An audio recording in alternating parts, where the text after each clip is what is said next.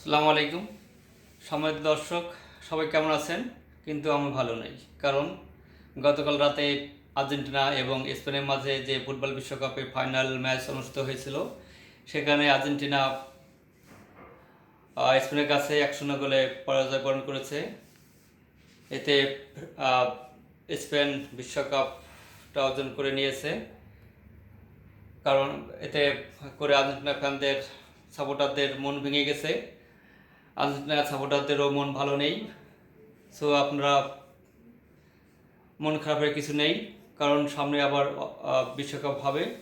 সেখানেও আর্জেন্টিনাদের সাপোর্ট হিসেবে কাজ করবেন, যাতে আর্জেন্টিনা আবারও ভালো একটা ফল বয়ে আনতে পারে। এবার হয়তো পারে নাই, সামনে বড় পাইলেও পাইতে পারে।